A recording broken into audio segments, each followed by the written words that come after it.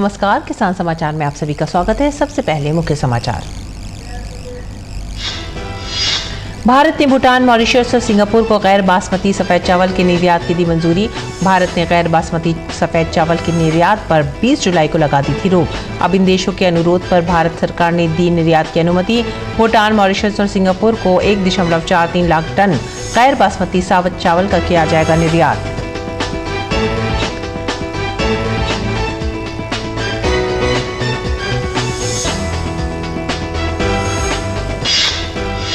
CSIR CMERI ने compact electric tractor CSIR prima ET11 किया विकसित। पूरे ट्रैक्टर को स्वदेशी प्रौद्योगिकी के साथ किया गया है डिजाइन और निर्मित।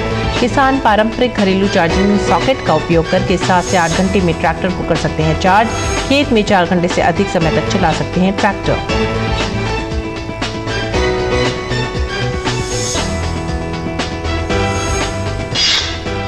कर्नाटक में किसानों के एक समूह ने तमिलनाडु को कावेरी नदी का पानी देने के विरोध में किया प्रदर्शन। मांड्या जिले के किसानों ने देर रात कावेरी जल विनियम समिति के अंतरिम आदेश के पास होने पर किया प्रदर्शन। कर्नाटक के लिए तमिलनाडु को प्रतिदिन 5000 क्यूसेक पानी छोड़ने के लिए कहा गया है। कर्नाटक के मुख्यमंत्री ने कहा, पानी छोड़ने का नहीं उठा सकते जोखिम।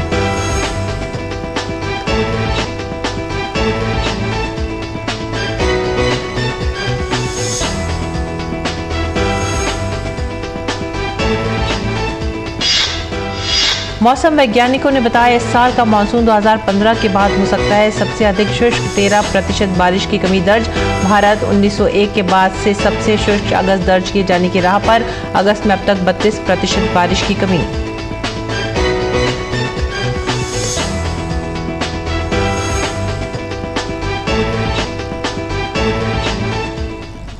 मुख्य समाचार के बाद खबरें विस्तार से। भूटान, मॉरिशस और सिंगापुर को भारत ने गैर बासमती सफेद चावल के निर्यात की मंजूरी दे दी है। इन देशों को गैर बासमती सफेद चावल निर्यात करने की अनुमति दी गई है।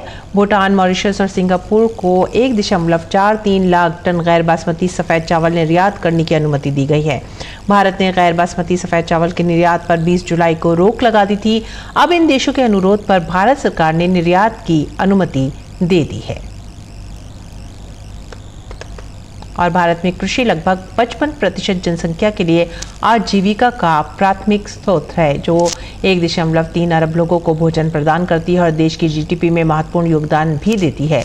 मशीनीकरण द्वारा कृषि उत्पादकता बढ़ाने में ट्रैक्टर महत्वपूर्ण भूमिका निभाते हैं। भारतीय ट्रैक्टर उद्योग ने पिछले कुछ दशकों में उत्पादन क्षमता और प्रौद्योगिकी के मामले में एक लंबा सफर तय किया है।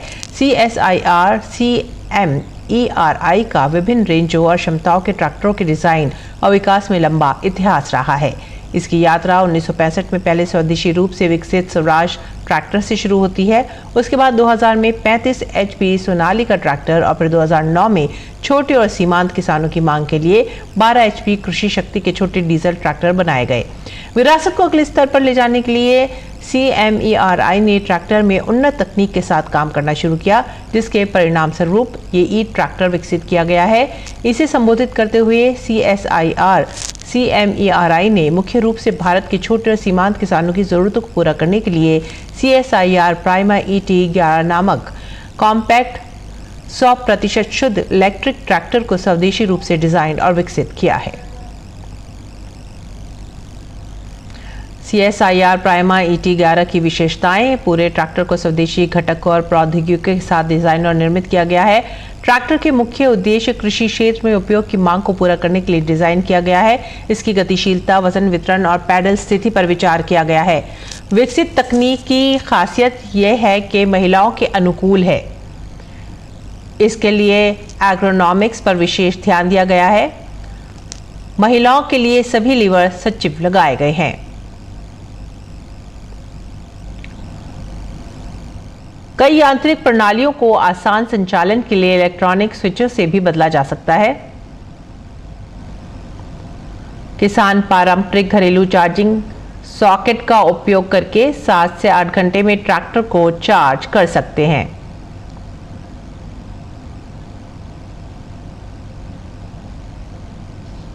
खेत में 4 घंटे से अधिक समय तक ट्रैक्टर चला सकते हैं। ढुलाई संचालन में 6 घंटे से अधिक चल सकता है। ट्रांसमिशन की बात करें तो ट्रैक्टर को semi synchronised type gearing system का उपयोग किया जा रहा है।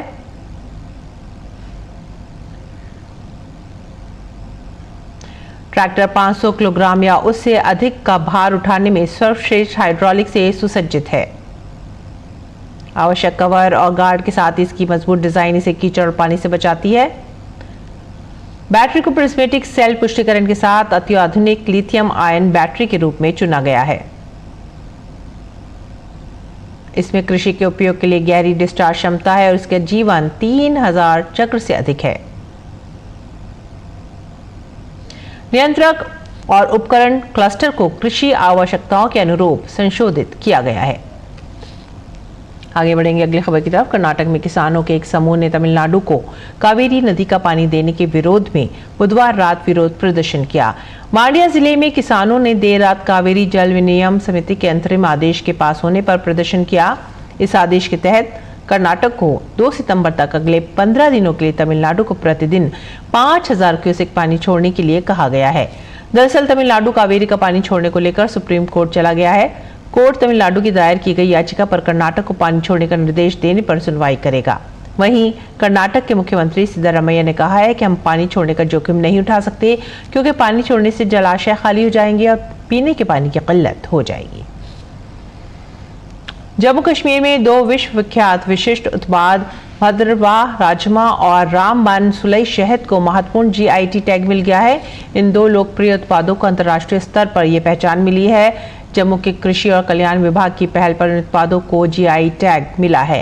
अब कोई तीसरा पक्ष अनाधिकृत रूप से इन उत्पादों का कारोबार नहीं कर सकता। इस टैग से इन दोनों उत्पादों के निर्यात को बढ़ावा मिलेगा और साथ ही क्षेत्र में सामाजिक आर्थिक विकास भी तेज होगा।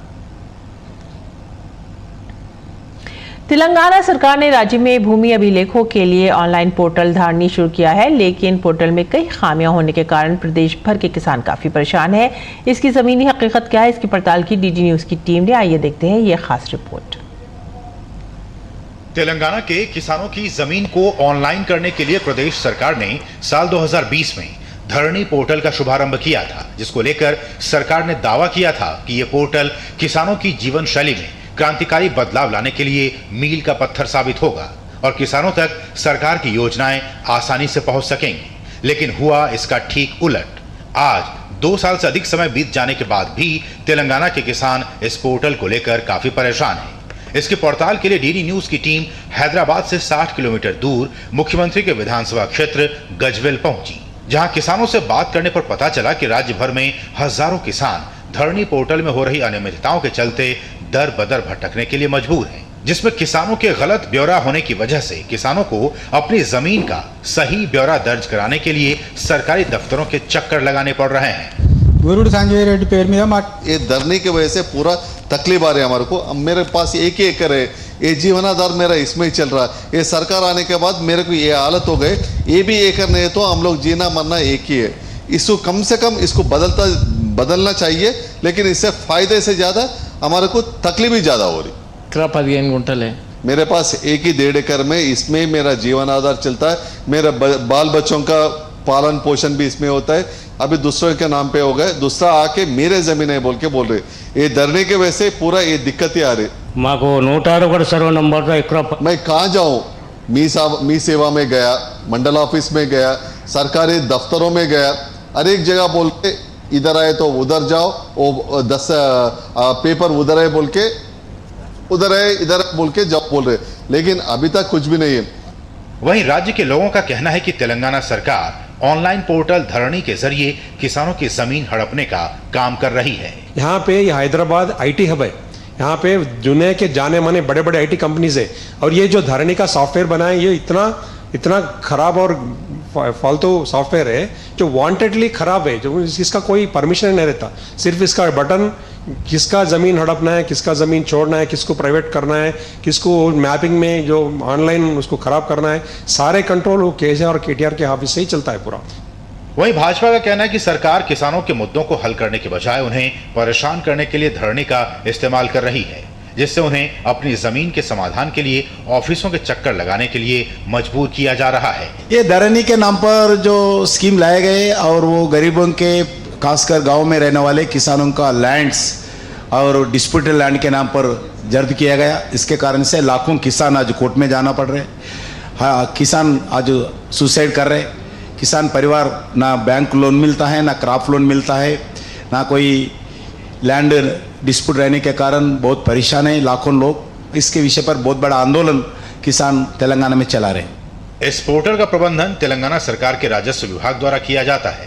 पोर्टल की खामियों की वजह से यहाँ के किसान केंद्र सरकार की विभिन्न योजनाओं का भी लाभ लेने से महरूम हो रहे हैं। जिस धरनी पोर्टल को तेलंगाना सरकार किसानों की जीवन शैली में क्रांतिकारी बदलाव और मील का पत्थर कर रही है, उसकी जमीनी हकीकत तो ये है कि तेलंगाना के हजारों किसान आज अपनी जमीन से बेदखल हो गए हैं। कैमरामैन शैलेंद्र चौहान के साथ मैं उर्मिलेश भट्ट, डीडी न्यूज, तेलंगाना। वरिष्ठ मौसम वैज्ञानिकों का कहना है कि इस साल का मानसून 2015 के बाद से सबसे अधिक शुष्क हो सकता है, जिसमें 13% बारिश की कमी दर्ज की गई है। मौसम विभाग ने एक अधिकारी ने बताया कि अगस्त में अब तक 32% बारिश की कमी और अगले 3 दिन में देश के एक बड़े हिस्से में बारिश की कम गतिविधियां होने के अनुमान के साथ भारत 1901 के बाद से सबसे शुष्क अगस्त दर्ज किए जाने की राह पर है। और मौसम विभाग ने मानसून के दक्षिण की ओर परिवर्तित होने की भी बात कही है। मौसम विभाग का कहना है कि दक्षिण की ओर बंगाल की खाड़ी में कम दबाव के चलते 2 दिन बाद ओडिशा में भारी बारिश हो सकती है। वहीं छत्तीसगढ़, तेलंगाना और तटीय आंध्र प्रदेश में भी मौसम विभाग ने बारिश की संभावना जताई है।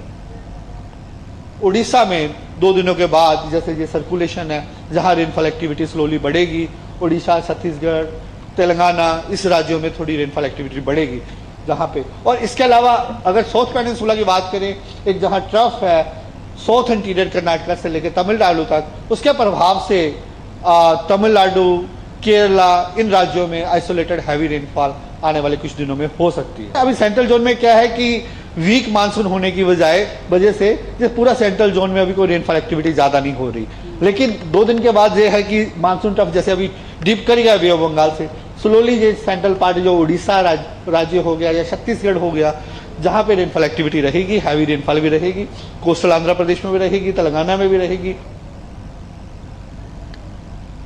केंद्र सरकार ने महात्मा गांधी राष्ट्रीय ग्रामीण रोजगार गारंटी योजना यानी मनरेगा के तहत नामांकित लोगों को मजदूरी का भुगतान करने के लिए आधार आधारित भुगतान प्रणाली को अनिवार्य रूप से लागू करने की समय सीमा 31 अगस्त 2023 से बढ़ाकर 31 दिसंबर 2023 कर दी है। बता दें कि सरकार ने इस साल जनवरी में मनरेगा के तहत नामांकित लोगों को मजदूरी का भुगतान करने के लिए आधार आधारित भुगतान प्रणाली का उपयोग अनिवार्य किया था। ग्रामीण विकास मंत्रालय के मुताबिक मनरेगा के 14 करोड़ 33 लाख सक्रिय लाभार्थियों में से अब तक 13 करोड़ 97 लाख लाभार्थियों को आधार नंबर से जोड़ा जा चुका है, जिनमें से कुल 13,034 लाख आधार नंबर प्रमाणित किए गए हैं। NPCI के डेटा के मुताबिक आधार के जरिए दिए जाने वाले DBT की सफलता 99.55% है, जबकि खाता आधारित भुगतान के मामले में DBT की सफलता लगभग 98% है। और आइए अब बात करते हैं मंडी भाव की। देखते हैं क्या रहा देश भर की मंडियों में भाव।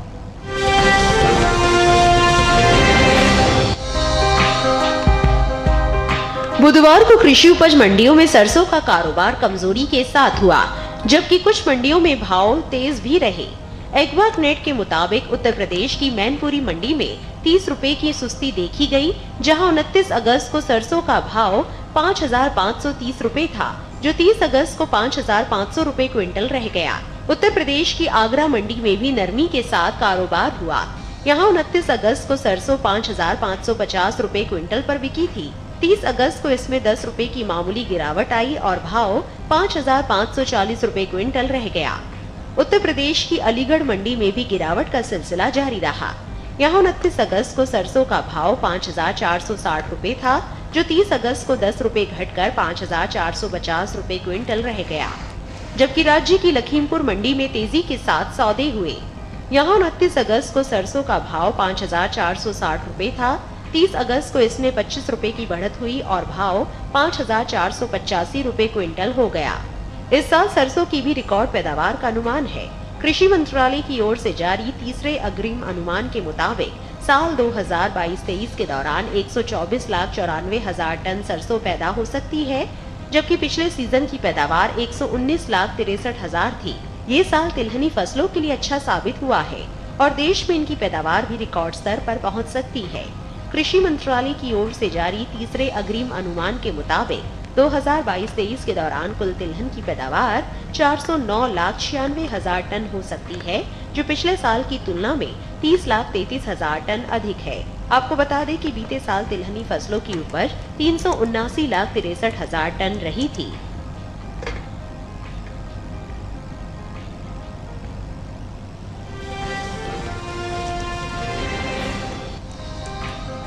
ज्यादातर कृषि उपज मंडियों में मक्का का कारोबार उतार चढ़ाव के साथ हुआ, जबकि कुछ मंडी में इस दौरान मक्का के भाव में कोई बदलाव देखने को नहीं मिला।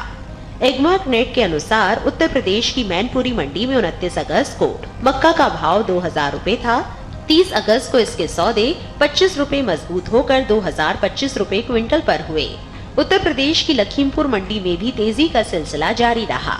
यहाँ 29 अगस्त को पीली मक्का का भाव 2,020 रुपए था, जो कि 30 अगस्त को 5 रुपए चढ़कर 2,025 रुपए क्विंटल हो गया। वहीं राज्य की ही बदायूं मंडी में नरमी के साथ कारोबार हुआ। यहाँ 29 अगस्त को मक्का का भाव 1,815 रुपए रहा। 30 अगस्त को इसमें 5 रुपए की मामूली सुस्ती आई और भाव 1,810 रुपए क्विंटल रह गया। जबकि राज्य की ही कमालगंज मंडी की बात करें तो यहाँ मक्का का कारोबार स्थिर भाव पर हुआ। यहाँ 29 अगस्त को मक्का का भाव 1,810 रुपए था। 30 अगस्त को इसके भाव में कोई बदलाव नहीं आया और भाव 1,810 रुपए पर ही टिका रहा। इस साल मक्का की रिकॉर्ड पैदावार देखने को मिल सकती है। कृषि मंत्रालय की ओर से जारी तीसरे अग्रिम अनुमान के मुताबिक साल 2022-23 के दौरान देश में मक्का की उपज 359,13,000 टन हो सकती है, जो पिछले साल की 337,30,000 टन की तुलना में 21,83,000 टन अधिक है।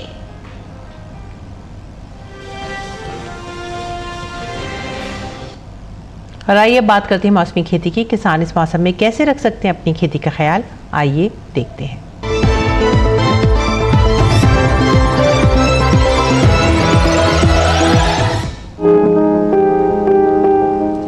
पश्चिमी राजस्थान के शुष्क मैदानी इलाकों में इस समय किसान फसलों में फूल आने से लेकर दाना भरने की अवस्था तक पानी की कमी के लक्षण दिखाई देने पर हल्की सिंचाई करें। इसके साथ ही यहाँ इस समय मोठ, मूंग, तिल और भिंडी में कीटों का प्रकोप बढ़ सकता है। ऐसे में किसान इसकी निगरानी करते रहें और प्रकोप दिखाई देने पर कृषि विशेषज्ञों की सलाह से दवाओं का छिड़काव करें। पश्चिमी राजस्थान में ही किसान मेड़ों और फसलों में उगे खरपतवार को साफ करें ताकि खरपतवारों से होने वाली पानी और पोषक तत्वों की कमी को कम किया जा सके। इसके साथ ही यहाँ शुष्क मौसम की स्थिति को देखते हुए नए लगाए गए फलों के पौधों और सब्जियों के खेतों में पर्याप्त नमी बनाए रखें।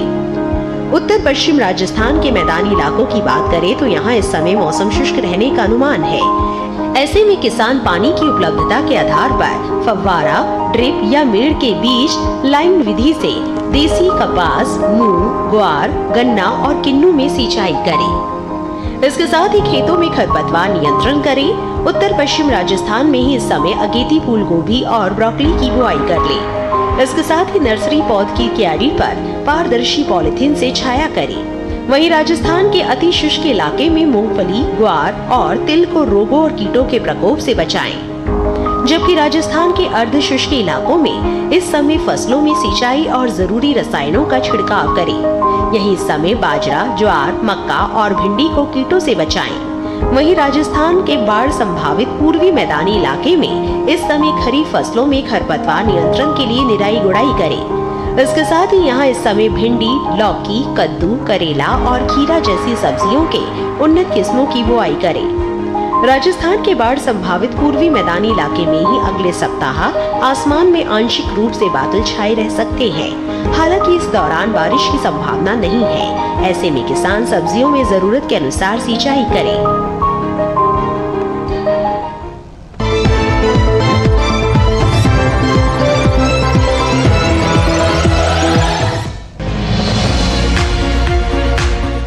इस समय पालक की बुआई की जा सकती है। पालक को मैदानी और पहाड़ी दोनों क्षेत्रों में बोया जा सकता है। मैदानी इलाकों में सर्दी के मौसम में ये ज्यादा बोई जाती है। वैसे तो इसे किसी भी प्रकार की मिट्टी में बोया जा सकता है, फिर भी दोमट मिट्टी इसके लिए सर्वोत्तम मानी जाती है। अलग अलग राज्यों के लिए अलग अलग किस्में हैं। किसान वैज्ञानिकों से सलाह लेकर बीज का चुनाव कर सकते हैं। अच्छी नमी से बुआई करने पर तुरंत सिंचाई की जरूरत नहीं पड़ती। फिर भी बुआई के 8 से 10 दिन बाद सिंचाई करना आवश्यक है। इसके बाद 10 से 15 दिन के अंतराल पर सिंचाई करते रहें। पत्तियों की हर कटाई के बाद सिंचाई करना ना भूलें।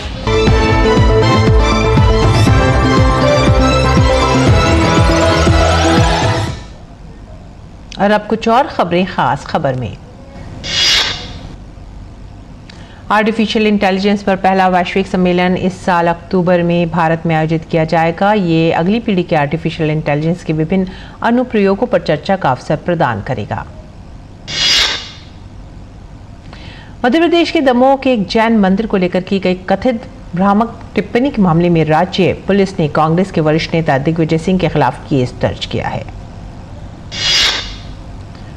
दिग्विजय सिंह ने 27 अगस्त को एक्स पर दावा किया था कि दमोह के कुंडरपुर में स्थित जैन मंदिर परिसर में कथित तौर पर बजरंग दल के कार्यकर्ताओं ने तोड़फोड़ की थी। इसरो ने कहा है कि सोलर मिशन की पूरी तैयारी कर ली गई है और तय समय 2 सितंबर को आदित्य L1 को लॉन्च किया जाएगा।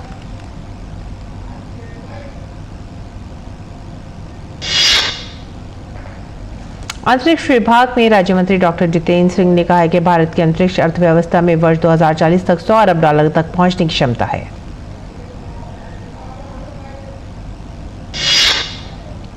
बॉम्बे हाई कोर्ट में औरंगाबाद शहर का नाम छत्रपति संभाजी नगर और उस्मानाबाद का नाम धाराशिव करने के फैसले को चुनौती देने वाली याचिकाओं की सुनवाई 4 अक्टूबर को होगी।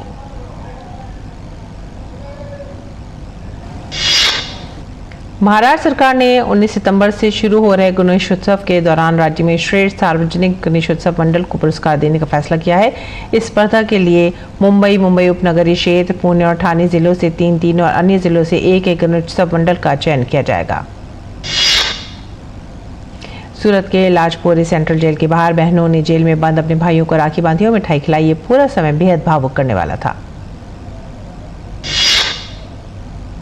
प्रसारण केबल सेवाओं के लिए नियामक ढांचे की समीक्षा के बाद ट्राइब परामर्श पत्र पर टिप्पणियां और जवाबी टिप्पणियां प्राप्त करने की अंतिम तिथि बढ़ाकर 19 सितंबर कर दी गई है। इसी के साथ ही आप हमारी पूरी टीम को दीजिए आज्ञा। नमस्कार।